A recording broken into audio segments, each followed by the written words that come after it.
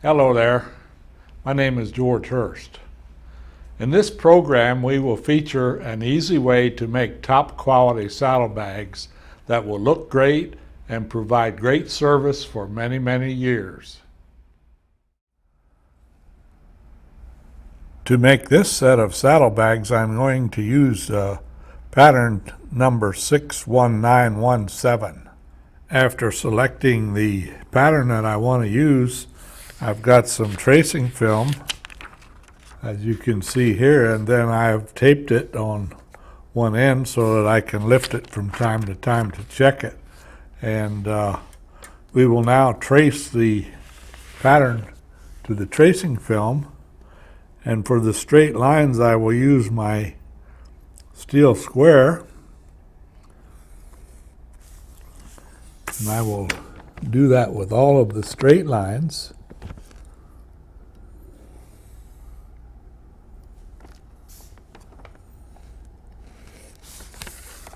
And then we will continue to trace all of the lines, including the lines for the tooling, for the slot and the rivet hole, and for the lacing holes.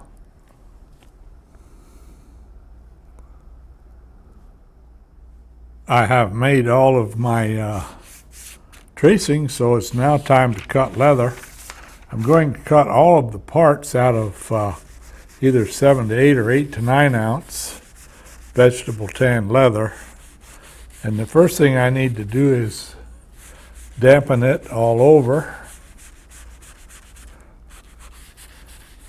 Then I'll set it aside for a few moments to allow the water to soak in. As my leather begins to return to its natural color, I can do my tracing, and I'll use my stylus and very carefully trace over my pattern all the way around. You need to check it from time to time to make sure you're getting a good impression. Does not need to be real deep, just deep enough so that you can see it. If you want, you can tape this pattern to the leather, being careful not to tape it where you're going to be on the leather that's going to be in use later. But we need now to mark all of the holes.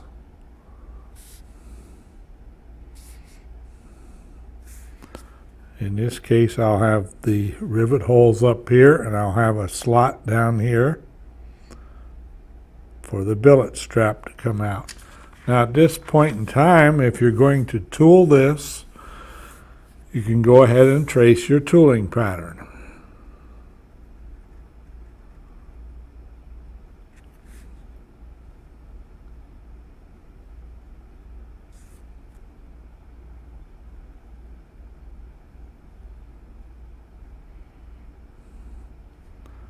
You will do all of your pieces this same way.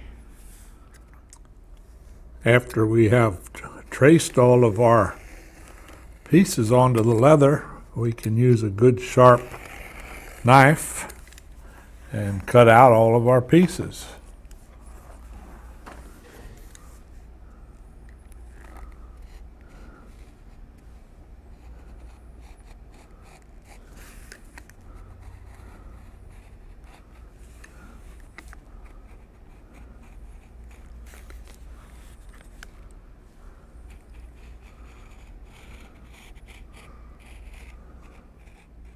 After you have cut your pieces out, then take your punch. In this case, it's about a 1/8 inch drive punch, and punch all of the holes for the rivets. On many of the other parts, we will also need to punch holes for the lacing. It will also be a round drive punch.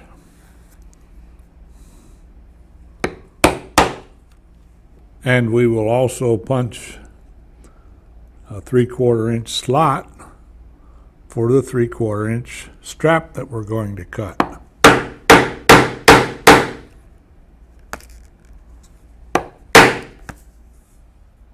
Now that I have cut out all of my pieces and have done all my punching, if we're going to do any tooling, now's the time to do it.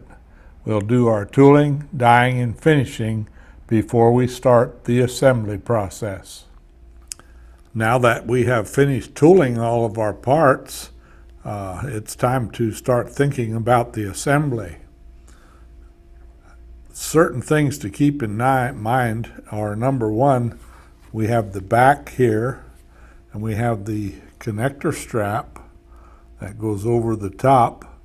That will be assembled like this with rivets, and then the flap will also be on there, so we'll have 3 thicknesses of leather here that will be riveted together.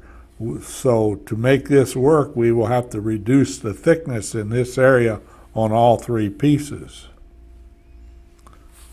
On the top, where the connector straps join, we'll have 2 pieces of 8 to 9 ounce, so we will also reduce the thickness of both of these pieces.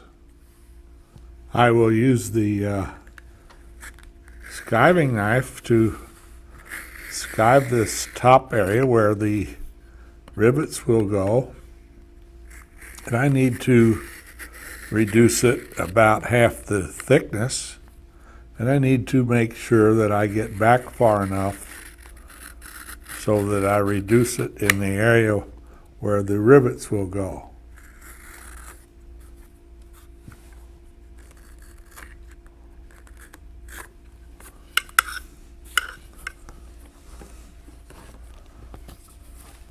We will do the same thing with the flap.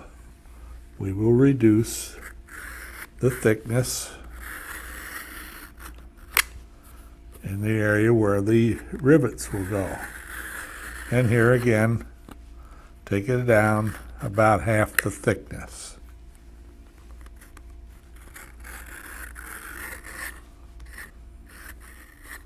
With the connector strap, we will do the same thing. We reduce it about half, and making sure we get it back to where the rivets go through.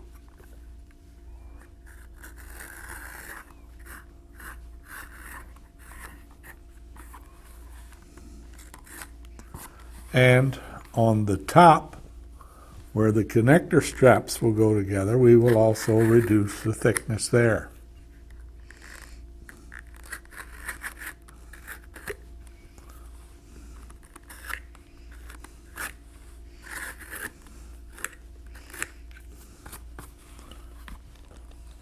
And finally, the small connector piece, we will reduce the thickness on both sides where the holes are.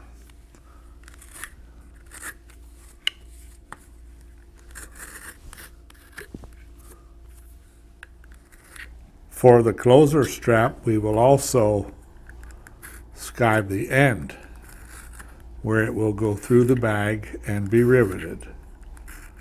Skive that back about 1 inch. I have here the buckle tabs. They do not need any skiving at all since they were cut from 4 to 5 ounce leather. So they're just the right thickness. I have here the 2 gussets that I cut out and punched. Now I don't need to do anything at all to them before we put the finish on, because they have been cut from 4 to 5 ounce leather. Next we will do some edge beveling and slicking. Now for the front part, as you see here, I will just edge slick the top, front and back, and we will dampen this.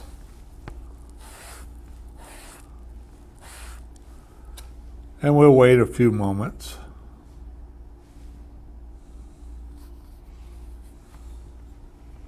and then we will slick it.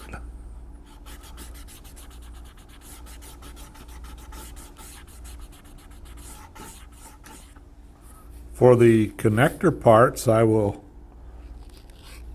edge bevel the edges on the sides, as you can see me doing here. We'll do it front and back.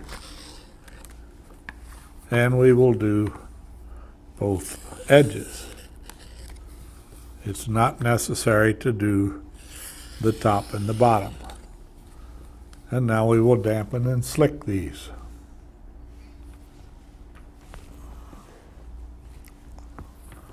For the flap, of course, we will edge all around the outer edge, as you can see me doing here.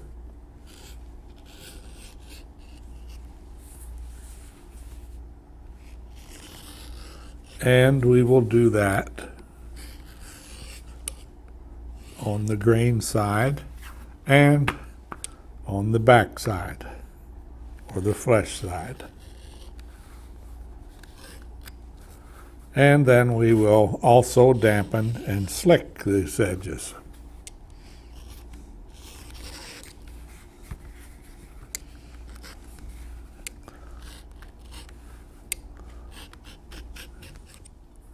For the back pieces, it's not necessary, but if you want, you can edge bevel the grain side. And we can also do that to the two front pieces.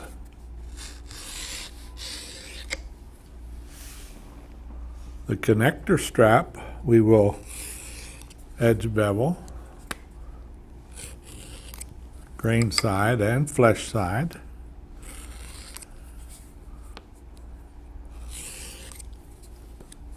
Not necessary to do that where the holes are, because this is where it will connect to the other parts.